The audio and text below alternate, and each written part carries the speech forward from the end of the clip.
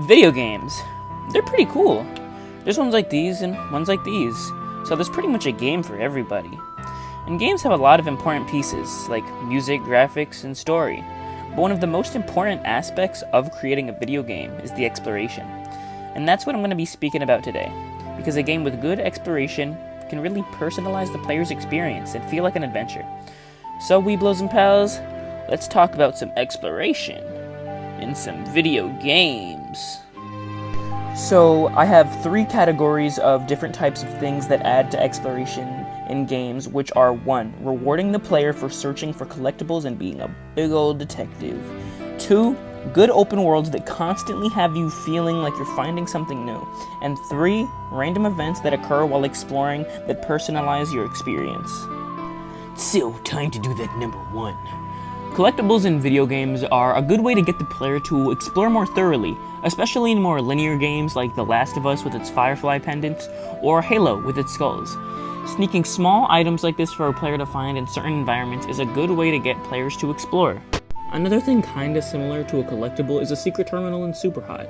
If you don't know what Superhot is, it's pretty much a very nice and respectable game where you do a lot of shooting, moving, and a whole lot of grooving. Also, time only moves and you move. Anyways, there's a lot more than just throwing balls and bottles at dudes' faces and shooting them. And the story's really complicated, and even though I've 100% completed the game, I still don't really understand what's going on. But this dude does. Anyways, enough talk about the irrelevant stuff. There are like a billion different levels, and most of them have these secret terminals that you gotta explore and use your gamer brain to find. And each secret terminal adds a little more confusing stuff for you to understand about the game's story. This is a quick one, but Fallout 4 also has little, like, Vault Boy bobbleheads that you can find all around the Commonwealth. And, I think these are pretty cool, and you can also, like, set them up and stuff, so that's nice. A game series that used to be really good with things like collectibles were the PS2 Grand Theft Auto games. In certain areas or places, you could find hidden things like weapons, rampage things, where you kill as many people as possible, little stars that would get rid of your wanted level, and, like, armor things. I don't know what they're called. Like little, I guess armor. I guess they're like bulletproof vests. I don't know. Another amazing game with collectibles is SpongeBob Battle for Bikini Bottom. The remastered, rehydrated counts too, both of them. But it has golden underwear that bring up your max amount of health. And there's golden spatulas that you need to collect in order to enter more areas. This is in the script, so excuse me if I word this poorly. But there's also these things, shiny objects or shiny parts, or I think it's just shiny objects. And you could use those to get into certain areas too. And also you could give them to Mr. Krabs, and he's like, SpongeBobby boy. That was it. Yo, I know I just did like the little SpongeBob thing, and it seemed like I was done, and I was. But I just wanted to add, SpongeBob Battle for Bikini Bottom. God, I love that game so much. I played it when I was younger on my PS2, and I loved it. I could never beat it though; I was horrible at it. And then a few months ago, when Rehydrated came out, the remake, I played that. I got it. It was an amazing experience. I love that game. I love Battle for Bikini Bottom and the remake. They're both just amazing. If you haven't played them, please do. I don't know if I said this already. They might be my favorite game of all time, but I say that about a lot of games. But, like, this one's, like, really true. I don't know. I like it. I like SpongeBob. Jesus. Spider-Man PS4 also has a few different types of collectibles, like backpacks that give you little items that include some lore to the world. Even though the game's map tells you where all the backpacks are, swinging around and exploring through the game's open world to find them is a great experience. And talking about that open world, let's mosey on down to that number 2, please. So, a good open world will constantly have you finding cool things, like in Spider-Man, how you can find secret photo ops, which can go from a piece of art like this to a nice comic reference. I like how you find these just at random by taking pictures of stuff you might find cool, and whether or not you do have the upgrade that tells you when a secret photo op is close, finding them is still fun. One game with a lot of exploration, which I don't even know if it's open world, but it seems surely beautiful, and it's Zelda Ocarina of Time. Now, I've never played a single Zelda game, and I've never even close to playing one, but about, the script says about a month ago, but I haven't worked on this video in 2 months, so, Oh, haha. Tristan, you funny little rascal. You thought it was funny to start working on a video in August and then give up and start working again on it in October? The last time I worked on this was October, and now it's June. So, I guess that goes to show you I'm just a stinky little boy. Actually though, I got super just unmotivated to keep working on this video. But I've been feeling more motivated to make video essay, gaming stuff type videos. So yeah, that's why earlier in the video it's as of October 28th, and I'm like, oh god, this ages the video so much because it does age the video so much. But yeah, this is Tristan from I don't know what day it is, but it's June, late June.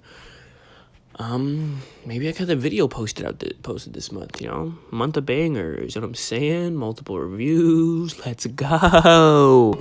I was watching a video that included the Zelda Ocarina of Time intro, and the music and the sense of exploration I got from that opening cutscene was amazing. So, though I've never been able to play as Mr. Link, pictured here, him and his game still inspired me to make this video. Also, Breath of the Wild. It looks amazing, and I've seen some videos on it, and I know I can't say too much about a game that I've never played, but I can say that it looks beautiful, and if you've ever gotten the chance to play it, then you must be one lucky freaking beaver, man! Another video game that I poured hours of exploration to is Star Wars Jedi Fallen Order.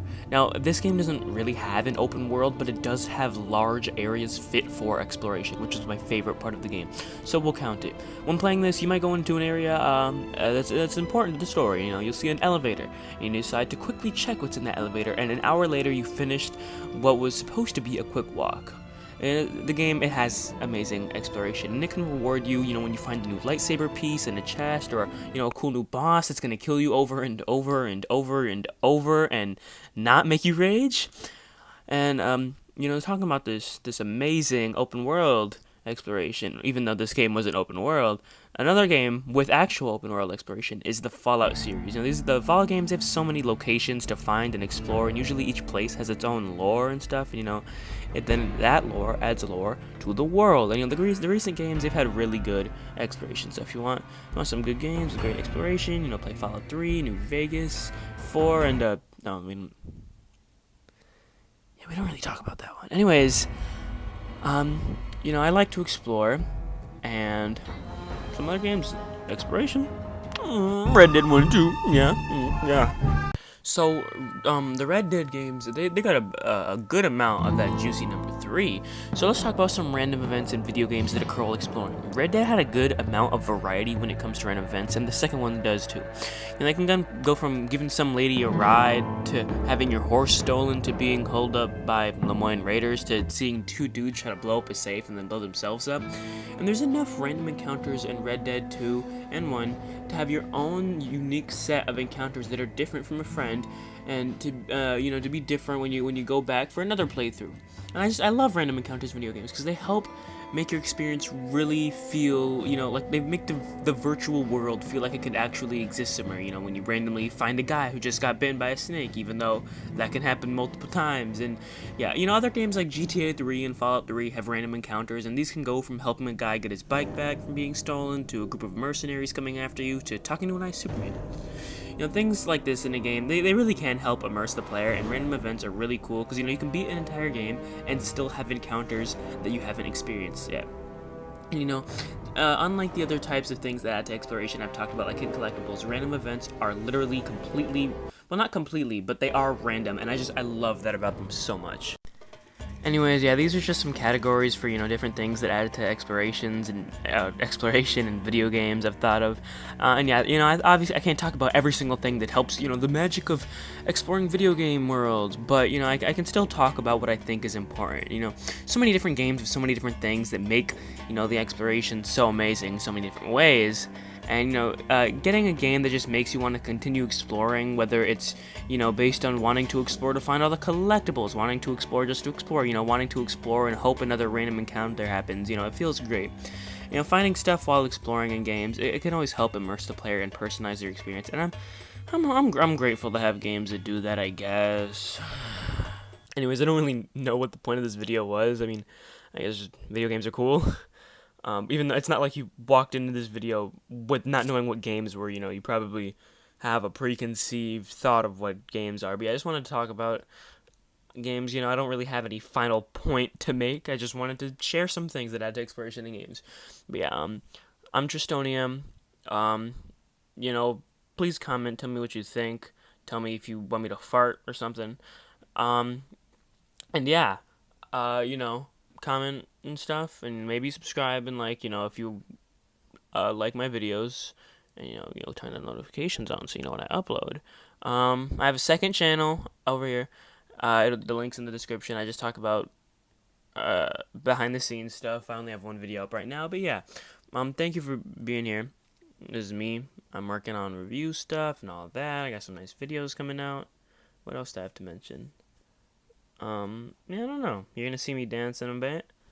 Yeah, stay tuned to my channel. You don't have to stay on this video forever. That'd actually be pretty painful.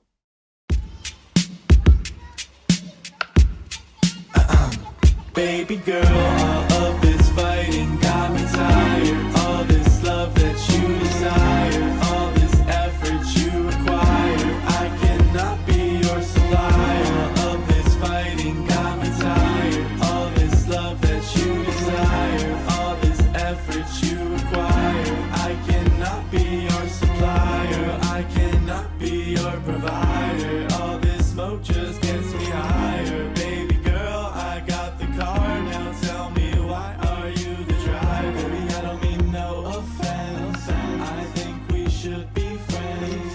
Girl, you know I was never good in these relationships. Baby girl, all of this fighting got me tired. All this love that you desire, all this effort you require, I cannot be your supplier. All of this fighting got me tired.